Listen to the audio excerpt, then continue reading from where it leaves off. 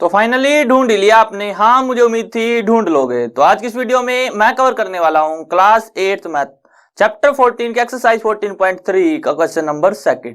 मेरा नाम है विजय, आप देख रहे हैं सीसीएल क्लास। तो चलिए शुरू करते हैं। क्वेश्चन 2 हमारे पास, divide the given polynomial by given monomial. तो हमें पॉलिनोमियल को डिवाइड करना है मोनोमियल से। तो इसका पहला भाग 5x² minus 6x divide by 3x। तो हमें इसको 3x से डिवाइड करना है। तो यहां पे मैं क्या करता हूं, पहले पॉलिनोमियल के कॉमन फैक्टर बाहर निकाल लेता हूं। तो उसके लिए हमें क्या करने पड़ेंगे, पहले 5x² के फैक्टर यानी कि 5 इंटू x और फिर 6x के फैक्टर 2 इंटू 3 इंटू x। ठीक है, ये हो जाएंगे हमारे पास इसके इररिड्यूसेबल फैक्टर, यानी कि इससे ज्यादा हम इनको रिड्यूस नहीं कर सकते। अब यहां से हम क्या करेंगे, टेकिंग कॉमन फैक्टर्स, यानी कि 5x² माइनस 6x के हम क्या लेंगे, कॉमन फैक्टर। तो यहां पे भी x, यहां पे भी x, तो यहां पे x क्या आ जाएगा, इनका कॉमन फैक्टर। तो अंदर क्या बच जाएगा हमारे पास 5 इंटू x और माइनस है तो माइनस 6, 3 टू 6 और x तो हमने बाहर निकाल लिया। तो यानी कि आ गया हमारे पास x ब्रैकेट 5x माइनस 6। और अगर हम इसको डिवाइड करेंगे 3x से तो x x कैंसल, यानी कि आ गया हमारे पास 5/3x, क्योंकि 3 को हम पहले इसके डिवाइड में, और फिर माइनस है तो माइनस 6 डिवाइड बाय 3 यानी कि 2। तो 5/3x माइनस 2 क्या आ गया इसका आंसर।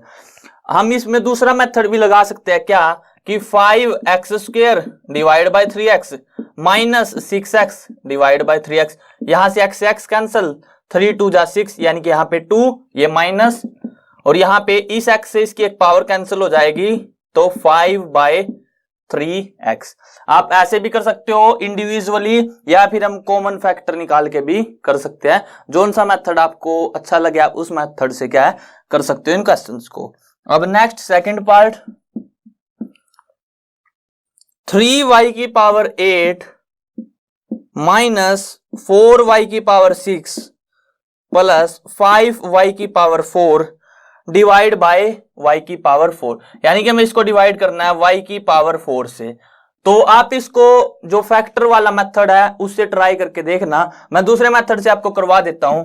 तो y की पावर 4 तीनों के डिवाइड में, यानी कि y की पावर 8 डिवाइड बाय y की पावर 4 माइनस 4y की पावर 6 डिवाइड बाय y की पावर 4 प्लस 5y की पावर 4 डिवाइड बाय y की पावर 4।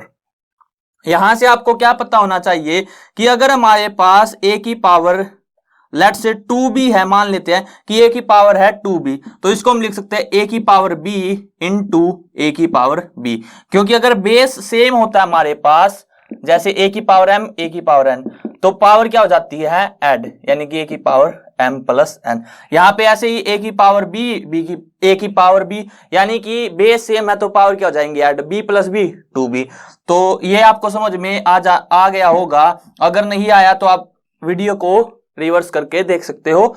तो यहां पे हम ऐसे ही अप्लाई करेंगे, कैसे देखो, y की पावर 8 को मैं क्या लिख सकता हूं, 3y की पावर 4 इंटू y की पावर 4, क्योंकि अगर बेस सेम है तो पावर क्या हो जाएंगी ऐड, y की पावर 4 इंटू y की पावर 4 y की पावर 8। तो ऐसे ही डिवाइड बाय y की पावर 4, इस y की पावर 4 से y की पावर 4 कैंसल, माइनस 4 y की पावर 6 को क्या लिख सकते हैं, y की पावर 4 y की पावर 2 डिवाइड बाय y की पावर 4, इस 4 से ये कैंसल और प्लस इससे तो ये कैंसल हो ही गया 5। यानी कि हमारे पास फाइनल आंसर आ गया 3y की पावर 4 माइनस 4y² प्लस 5। तो ये आ गया हमारे पास इसका फाइनल आंसर।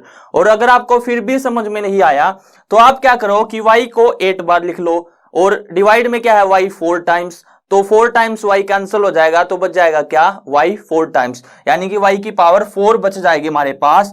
और इसी तरह से यहाँ पे y को आप 6 बार मल्टीप्लाई करोगे, डिवाइड में y 4 बार मल्टीप्लाई है तो 4 टाइम्स कैंसिल हो जाएगा, बचेगा क्या y इंटू वाई, यानी कि y²। जैसे यहाँ पे y² बच गया और 4 इसका कोफिशिएंट था तो 4, और इसी तरह से y की पावर 4 से y की पावर 4 कैंसिल, तो यहाँ पे क्या बच गया 5। तो हमारे पास फाइनल आंसर आ गया ये। अब next third part, 8 bracket x की cube y square z square plus x square y की cube z square plus x square y square z की cube divide by 4 x square y square z square. ये बिल्कुल simple question है, या तो आप इसके फैक्टर कर लो और वहां से हमारे पास x square y square z square common आ जाएगा और उससे वो कैंसिल हो जाएगा, या फिर हम इंडिविजुअली डिवाइड कर सकते हैं। तो इंडिविजुअली करेंगे तो 8 एक्स की cube y square z square divide by 4 x square y square z square plus 8 की मल्टीप्लाई से होगी तो 8 एक्स स्क्वेयर वाई की cube z square divide by 4 x square y square z square plus अब 8 की multiply last term से, यानी कि 8 x square y square z की cube divide by 4 x square y square z square. अब cut करते हैं, देखो 4 2 जा 8 x square y square z square, तो जेड स्क्वेयर से जेड स्क्वेयर वाई स्क्वेयर से वाई स्क्वेयर और एक्स स्क्वेयर से इसकी पावर क्या है कट हो जाएगी। क्यों? क्योंकि अगर हमारे पास ऊपर है एक्स की क्यूब नीचे है एक्स स्क्वेयर तो पावर कट होके क्या बचेगा, ओनली एक्स बच जाएगा। तो यानी कि यहां से हमारे पास क्या आ गया, यहां से तो आ गया x और मल्टीप्लाई में है 2, तो यानी कि यहां से क्या आया 2x। इसी तरह से यहां से एक्स स्क्वेयर जेड स्क्वेयर और वाई स्क्वेयर से इसकी पावर कैंसिल हो जाएगी, क्योंकि 3 और ये जब a की power m divide by a की पावर n है तो आप इसको ऊपर ले जाओ तो a की पावर m माइनस n, ये हो जाता है हमारे पास।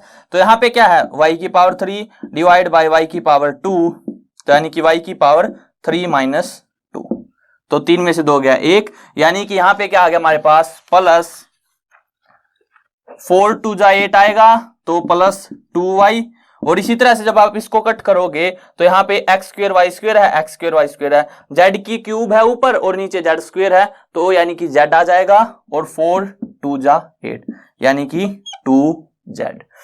तो 2 आप बाहर भी निकाल सकते हो, तो 2 bracket x plus y plus z क्या आ गया इसका आंसर। अब नेक्स्ट फोर्थ पार्ट, एक्स की cube plus 2x square plus 3x divide by 2x। तो 2x से डिवाइड करेंगे यानी कि इंडिविजुअली डिवाइड कर सकते हैं हम, तो x की cube divide by 2x plus 2x square divide by 2x plus 3x divide by 2x। तो x की क्यूब को क्या मैं लिख सकता हूं, x इंटू x और 2x को 2 into x cancel plus 2 into x क्योंकि x square x into x और डिवाइड में 2 इंटू x से 2 इंटू x कैंसल प्लस यहां से तो डायरेक्ट कट जाएगा x से x, तो यानी कि 3/2, तो x square by 2 plus x by 2 plus 3/2, ये क्या आ गया हमारे पास इसका आंसर। और अगर आप चाहो तो 1/2 तीनों में से बाहर निकाल सकते हो, तो अंदर क्या आ जाएगा x square plus x plus 3, 1/2 bracket x square plus x plus 3 क्या आ गया इसका आंसर। अब नेक्स्ट फिफ्थ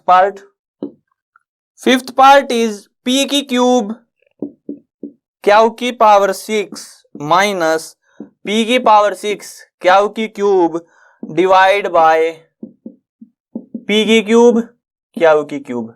तो अब हमें इसको डिवाइड करना है, तो हम फैक्टर से भी कर सकते हैं और डायरेक्ट डिवाइड भी कर सकते हैं। तो अगर डायरेक्ट डिवाइड करें तो p की क्यूब क्यू की पावर 6 डिवाइड बाय p की क्यूब क्यू की क्यूब माइनस p की पावर 6 क्यू की पावर 3 डिवाइड बाय p की पावर 3 क्यू की पावर 3। यहां से तो इसकी पावर 3 इसकी भी पावर 3 कैंसल, तो यहां पे आ गया हमारे पास क्यू की पावर 6 डिवाइड बाय क्यू की पावर 3 माइनस यहां से क्यू की क्यूब से क्यू की क्यूब कैंसल, तो p की क्यूब डिवाइड बाय p की पावर 3। अब यहां से हम डायरेक्ट कट कर सकते हैं इसको, या फिर आप ऐसे भी लिख सकते हो क्यू की पावर 3 इंटू क्यू की पावर 3। अगर ऐसे नहीं करना तो क्यू को 6 टाइम मल्टीप्लाई कर लो, वैसे भी हम कर सकते हैं, तो ऐसे भी लिख सकते हैं आप क्यू की क्यूब, इससे ये कैंसल। इसी तरह से यहाँ पे p की पावर 3 इंटू पी की पावर 3 डिवाइड बाय p की पावर 3, तो क्यू की क्यूब माइनस पी की क्यूब क्या आ गया इसका आंसर।